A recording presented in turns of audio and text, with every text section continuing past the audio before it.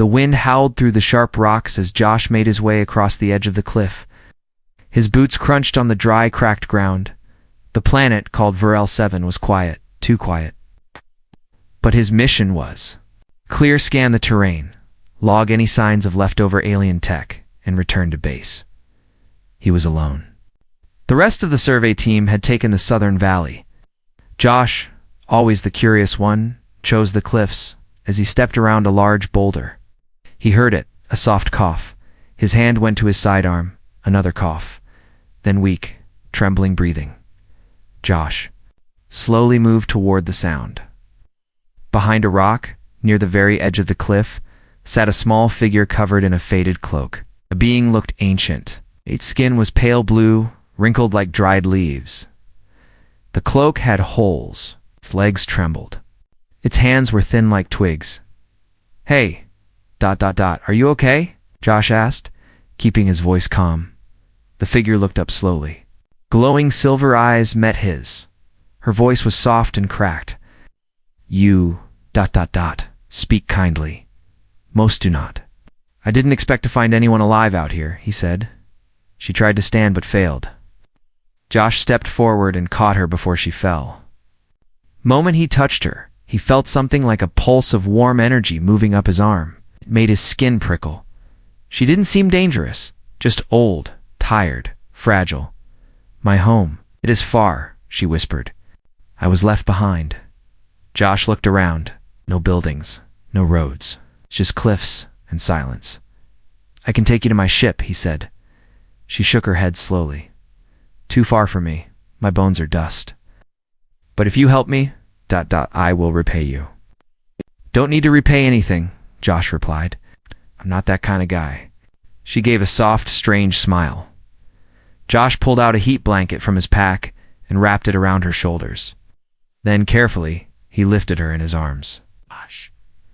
She was shockingly light, like holding feathers, as he walked back through the narrow, rocky path. Strange things began to happen. A flying creature swooped down toward them, one of Vero 7's scavenger hawks. But the moment it saw the old woman, it screeched and flew away.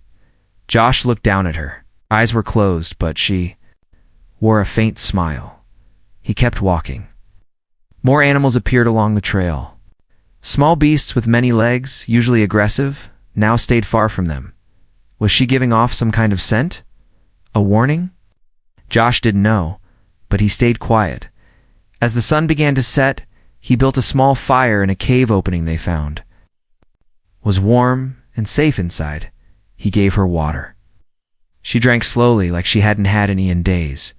"You're human," she said suddenly. "Yeah, name's Josh. What's yours?" She paused, then said, "You may call me Myra. That's pretty." She chuckled, voice still weak. "Long ago, others thought so too." Josh looked at her again. Even under the wrinkles, something was ... strange. Her cheekbones were sharp. Her skin glowed slightly in the firelight. Not the kind of glow from age, but something else. "Why were you out there alone?" he asked. "I was forgotten," she whispered. "Left behind when my time ended." Time ended. But she said no more. That night, as Josh tried to sleep, beside the fire, something woke him, a flickering light. He opened his eyes and froze. The old woman wasn't asleep. She stood in front of the fire, arms slightly raised, whispering something in a language he couldn't understand. Her back was to him, and the cloak had fallen. Her body shimmered. The wrinkles faded for a second. Her hair, now unbound, floated slightly as if touched by invisible wind. Long, slim legs stepped forward, youthful and strong, and then the glow disappeared. She fell back down as if nothing had happened. Josh blinked. What had he just seen? He wanted to believe he was dreaming, but his heart told him otherwise. The frail old alien by the cliff wasn't just an old woman. She was something far older, far more powerful. He had no idea what he had just invited into his life. But by morning, the world around him would never be the same. The fire crackled gently, casting shadows on the rocky walls of the cave. Josh sat with his knees pulled up, watching the flames dance. Mira, the old alien woman he had rescued, lay quietly wrapped in a heat blanket beside him. But Josh couldn't. Stop thinking about what he had seen. For a few seconds last night, her body had changed. It wasn't just a trick of light. Her skin had turned smooth, her hair long and glowing, and her back straight and strong. He didn't imagine it, but now, in the morning light, she looked old again, more frail than ever. Maybe the stress of the mission was messing with his mind. Maybe this planet played tricks. Josh sighed and looked over at her. "Hey, how are you feeling?" She slowly opened her eyes. Those silver eyes again, bright, alert, but hiding something. "Alive," she whispered. "Because of you. You should rest more." Mira shook her head. "Rest is not what I need." Josh raised an eyebrow. "What do you mean? I need memory. Touch? Fire?" She sat up with surprising strength. Josh noticed something new. Her eyes weren't just glowing. They were deep. Like pools of moving stars. He felt like he could fall into them. Then she looked straight at him. "You saw me last night?" Josh swallowed. I don't know what I saw." Mira gave a soft, almost sad smile. "I had forgotten how sharp human senses can be." Josh leaned forward. "So it wasn't a dream?" "No," she said simply. "You saw what lies beneath this mask?" "What I truly am." Josh stood up. "What are you?" She raised a hand slowly and pointed at the fire. The flames rose. Not a gust of wind, not fuel, just her will. Josh backed away. A step, his heart racing. "I am one of the old ones," she said softly. "Before your kind ever reached the stars, before this galaxy had names." "That doesn't make sense. You said you were left behind. You said your time ended." "It did. I allowed it. I chose to sleep." "Why?" "Because I was tired." "Of being worshipped," she said, her voice now steadier. "Tired of ruling. Tired of lovers who only wanted my power." Josh stared. "Lovers?" She looked at him, amused. "You think I was always this weak form?" "No. Once, I was called a goddess, a demigoddess. I took what I wanted and gave pleasure like fire and water." Josh felt heat rise in his cheeks. "And now?" he asked quietly. Mira looked at him with eyes full of strange warmth. "Feel something I haven't felt in ages. It's a man lifting me not for gain, but out of kindness. That Josh has power of its own." Josh turned away, his thoughts a mess. He came here for a simple scan mission. Now he was talking to an alien demigoddess who once ruled and burned like a star. And somehow, she was talking to him as if he were special. "What do you want from me?" he asked finally. "Nothing you do not wish to give," Mira said gently. She stood, slowly removing the old cloak from her shoulders. Josh turned and gasped. She wasn't old anymore. Her skin shimmered like moonstone. Her body was lithe, tall, curvy, and perfect. Her long hair floated as if caught in unseen wind. Her chest glowed softly with symbols that looked ancient but alive. "You're not hiding anymore?" Josh said. "I don't need to. You've already seen. And now I'm curious. About what? About what kind of man you are." When faced with the divine, Josh could barely breathe. His body felt light, weak, but his mind burned with questions. Mira walked closer. "You could leave. Walk away. Forget me. But if you stay, I will show you what no man has seen in 1,000 years." Her hand reached out, not forcefully. Gently, Josh hesitated. He wasn't sure if this was temptation or fate, but as her. Fingers brushed his. Another pulse of energy hit him stronger than before. His heart raced. The cave seemed to disappear. He saw flashes her on a throne of crystal, bathed in worship. Her face younger, smiling fierce. Worlds bowing. Stars burning. A trail of lovers left behind in joy and sorrow. And then him, in her vision. Standing beside her, he gasped and pulled away. The vision vanished. Mira stepped back, respecting his space. "You're not ready," she said with a knowing smile. Josh sat down hard. He didn't know what to feel, but one thing was certain. This was no ordinary rescue. This was the beginning of something far greater and far more dangerous. Josh followed Myra through the forest without speaking. The trees were twisted and ancient. Their roots curled above the soil like claws, forming dark archways and narrow tunnels. Strange glowing insects floated around them like tiny stars. Deeper they went, the quieter the world became. No birds. No wind. Just the soft tapping of Myra's bare feet on moss. Josh still couldn't believe she looked so young now. Her frail old body was gone. In its place stood a glowing figure of divine beauty. She moved with grace, like every step had purpose. Head said she once ruled, once loved, once burned like a star, and now she was leading him into the bones of her forgotten world. After nearly an hour, she stopped beside a massive tree with roots as thick as columns. Its bark was dark, almost black, and pulsed faintly like it had a heartbeat. "We're here," Myra whispered. Josh looked around. "Where's here?" She raised her hand and the roots responded. They groaned and moved slowly, opening. Like a mouth, a hidden stone staircase lay. Underneath, covered in green vines and glowing spores. "This place has not seen light in 1,000 years, she said. Josh hesitated. "Why are you bringing me here? Because you touched me without fear? Because you saw me and didn't run? And because part of me wants to be remembered." She stepped onto the stairs and descended. Josh followed. The air grew thick and warm as they went deeper. The walls were carved with strange marking symbols that shimmered faintly as Myra passed. Some looked like stars, some like lovers, some like war. "What is this place?" he asked softly.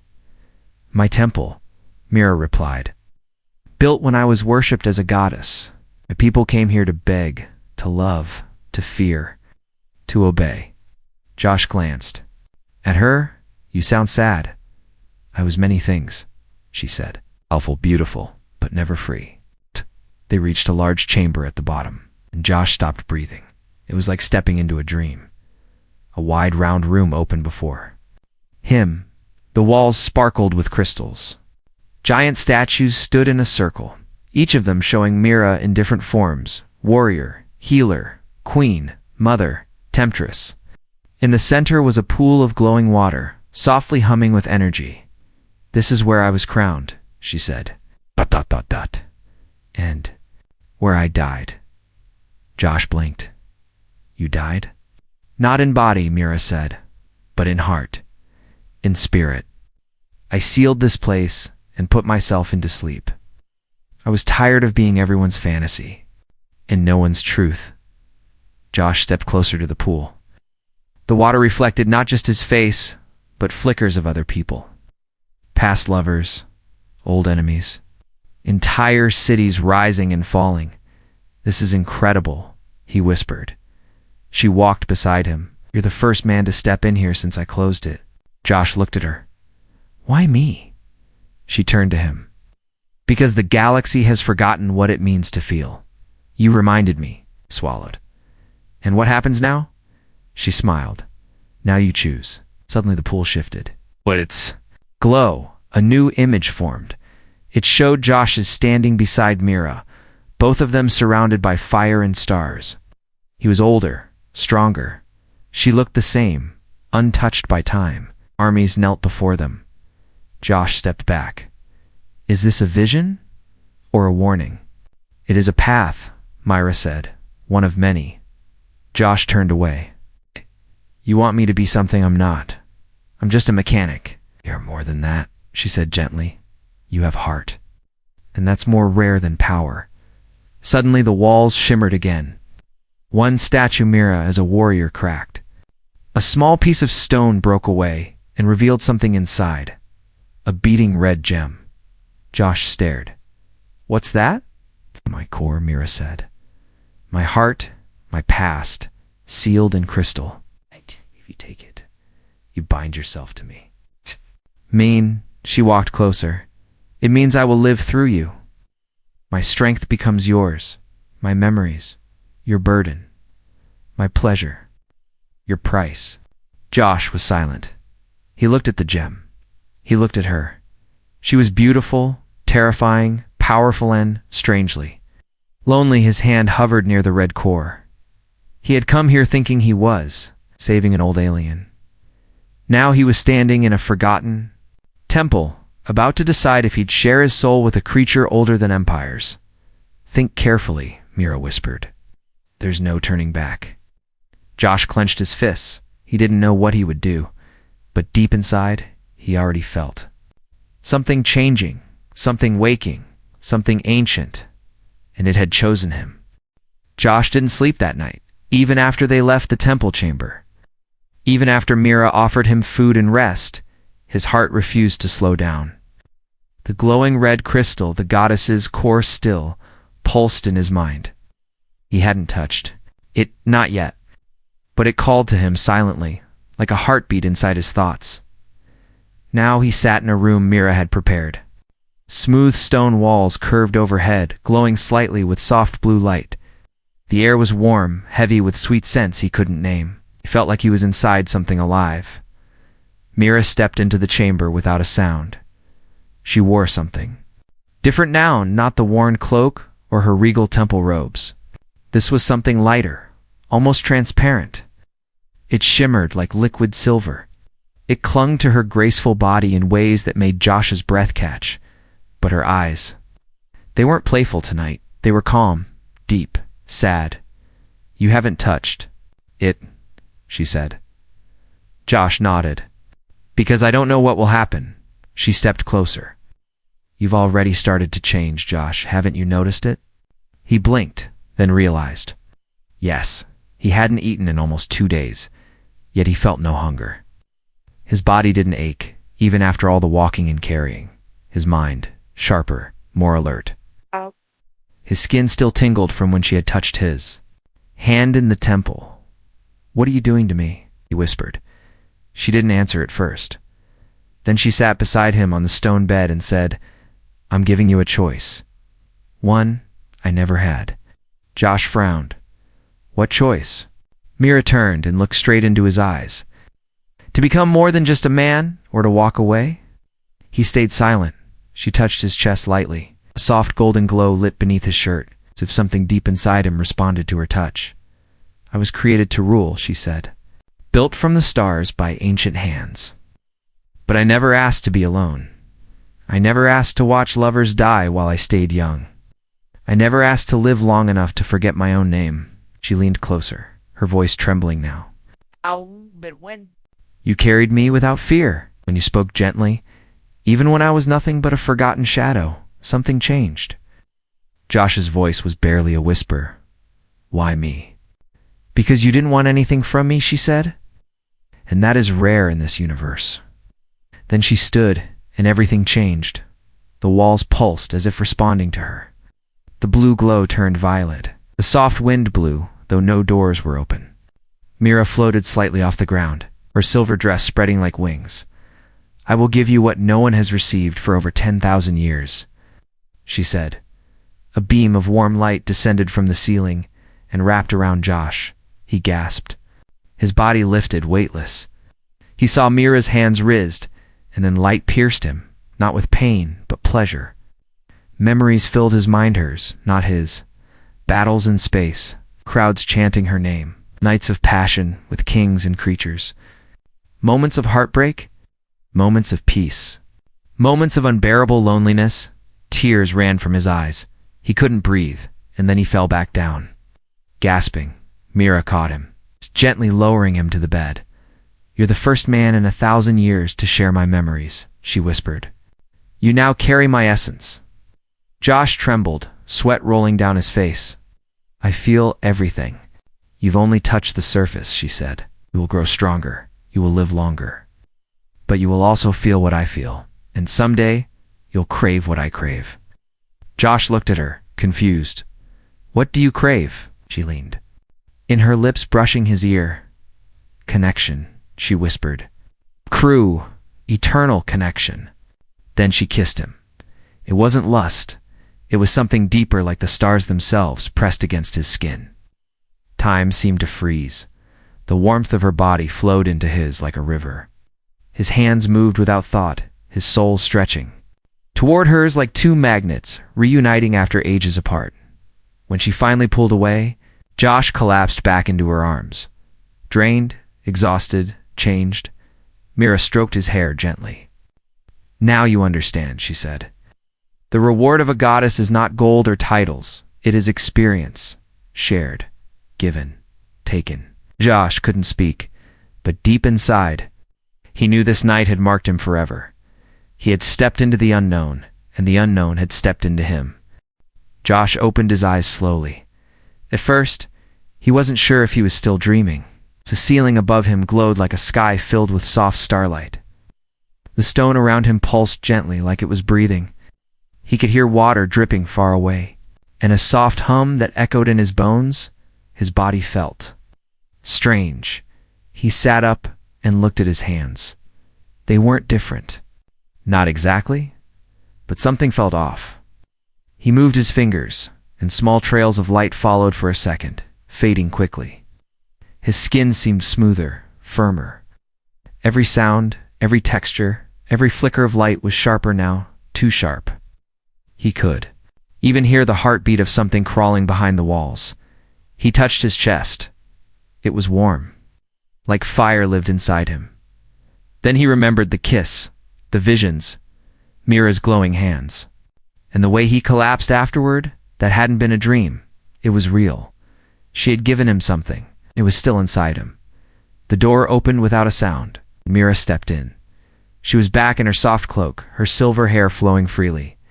She looked calmer now, almost peaceful. But her eyes, those deep glowing eyes, watched him closely. "You feel it, don't you?" she said. Josh nodded. "I feel everything." She stepped closer. Ow. "Your body is changing. You're not fully mine yet, but the bond has started." Oh. Josh stood up and almost fell. Mira caught him gently. "You will need time to adjust," she whispered. "No mortal has carried my spark in over 10 millennia. Josh steadied himself. "What did you give me?" Mira paused, then said softly, "A piece of eternity, a spark of what I am. Strength, life, memory, but also my loneliness, my hunger, my burden." Josh looked away. "I didn't ask for this." "You didn't?" she agreed. "That's why you were worthy." He paced the room, feeling his breath steady. "I don't know if I can handle this." "You already are." Josh turned. "You say this like it's a gift, but it feels like I'm being remade." Mira walked toward him, her tone gentle. "Josh, most men spend their lives chasing power. You didn't. You offered help without asking anything in return. That's why I chose you. That's why the spark accepted you." Accepted. She nodded. "The bond only works if you allow it." That night, when you didn't push me away, it began. Josh sat down again. "I thought I was helping an old woman." "You were," she said with a smile. "But now that old woman is offering you something more." Josh rubbed his face. "What happens now?" "You learn," she said, "and you decide. You can leave this place. Return to your life. The spark will fade, eventually. Or you stay and become something more." Josh looked at his hands again. They still looked human, but the warmth inside said otherwise. Suddenly his mind lit up with a memory knot. His own. He saw Mira on a throne of blue fire, her body draped in gold. Thousands knelt before her. Her voice shook the air as she commanded stars to change their path. Then, darkness. Her walking alone across dead planets. Her eyes filled with tears as she buried a lover. One of many. Josh gasped and clutched his head. Mira touched his shoulder. "The spark is showing you what I've lived." "I don't want to see more," he whispered. "You must. If you carry even a part of me, you carry my story." Josh looked up at her. "Why are you really doing this?" he asked. She didn't answer at first. Then, softly, she said, "Because I'm tired of being forgotten." Josh stood. "So I'm just a memory vessel to you?" "No," she said firmly. "You're more than that. You're the first man in 1,000 years who made me feel alive." Again, they stared at each other in silence. Then Mira reached into her robe and pulled out a small black orb. It shimmered, just like the red crystal. "This is the next step," she said. "Take it, and the bond becomes permanent. You will live longer, heal faster, feel more, but you will never be fully human again." Josh looked at the orb then. Mira, he wasn't ready, but the truth was he might never be. And yet, something deep inside whispered that this was his fate. Josh sat near the edge of the glowing pool, his hands resting on his knees. The air inside the temple chamber felt heavier than before, not because of heat or pressure, but because of the questions swirling in his mind. He had touched the orb. He had accepted the spark. And now, it wasn't the same. He could feel Mira even when she wasn't near. Her emotions echoed in his chest. When she smiled, he felt warmth. When she was quiet, a shadow passed over his thoughts. It was like she had wrapped herself inside his soul. But it wasn't just the bond that disturbed him. It was what came with it. Nightmares. Voices that whispered in languages he didn't understand. Visions of wars, of worlds burning, of lovers screaming. Her name and begging her to stop. Josh looked up as Mira entered the room. Her steps were quiet, but he sensed her the moment she got close. "I know what you saw last night," she said softly. Josh didn't answer. She sat across from him, her face calm, but he could feel her sadness like it was his own. "I didn't want to show you everything yet," she added. "But the spark moves faster than I expected." Josh looked at her. "You destroyed worlds." Mira didn't flinch. "Yes, you were worshipped as a goddess, but also feared like a monster. Yes, you made king's bow, and you made children orphaned." Mira closed her eyes. "I did." Josh stood up, breathing harder. "Why didn't you tell me this before? Would you have helped me if you knew?" she asked, voice almost breaking. Josh stared at her, his heart thudding. "I don't know." She stood too, walking closer. "What you saw was my curse. Not just beauty, not just power, but everything that came with it. I thought you were lonely," Josh said. "I thought you were forgotten."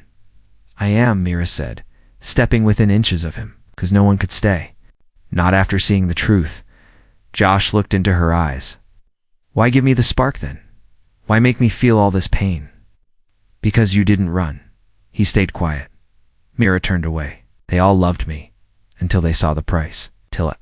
They realized I was not soft and gentle. I was made to conquer, to burn, to give joy and take it away." Josh clenched his fists. "Then what am I to you?" Mira faced him again, and for the first time, her face wasn't calm. It was desperate. "You are my last hope," she said. Josh blinked. "Hope for what?" "To feel human," she whispered. Even for a moment, he looked at her, who he looked. She was beautiful. Yes, her body flawless, her presence divine, but her eyes, those endless silver eyes, were tired. So tired. "I didn't ask to be born this way," she said. "I didn't choose power. I didn't want to be worshipped, but the universe made me, and then left me alone with it." Josh stepped closer, voice softer. "And the others who took your spark?" "They broke," she said. "Their minds weren't ready. Their hearts too selfish. They wanted my power, not me." Josh looked down at his hands. They glowed faintly, just like hers. "What if I break too?" Mira gave a sad smile. "Then I will bury you gently and wait another 1,000 years. Laughed bitterly, comforting. But something in his heart had already changed. He no longer saw her as just a seductress or a goddess or a creature of war. She was all of those things, but beneath it, she was a soul that had lived too long and loved too deeply. And now, she had nowhere else to go. He walked up to her and placed a hand on her shoulder. "I'm not a god," he said. "I don't know if I can survive what you've given me, but I'm still here." She leaned into his touch, eyes closed. "Then maybe that's enough." They stood in silence, not as goddess and servant, but as two beings broken, in different ways trying to understand each other. And far above, the temple ceiling shimmered with new light, a sign that something sacred, and possibly dangerous, had begun. The wind outside the temple howled like a forgotten ghost, brushing against the sacred stones that had stood untouched for over 1,000 years. Josh stood at the highest balcony, overlooking the wild forests of Varel 7. His eyes were distant, glowing faintly in the night. Behind him, the temple pulsed softly, live now, wakened by his presence. By their presence, he wasn't fully human anymore. And Mira, once hidden beneath the illusion of a frail old woman, no longer wore her mask. She stood beside him now, radiant. In a dark blue cloak of stardust and light, her hair danced in the wind, her silver eyes watching him carefully. "You feel it, don't you?" she asked softly. Josh nodded, jaw tight. "The planet, the air, the silence, everything. It listens." "You are bonded to me," Mira said, "and I am bonded to this world." Josh looked down at his hands, stronger, steadier, still marked by the strange golden shimmer beneath the skin. He had power now. He felt it humming in his blood, but he also felt something else, something he couldn't explain. "You're more than a goddess," he said finally.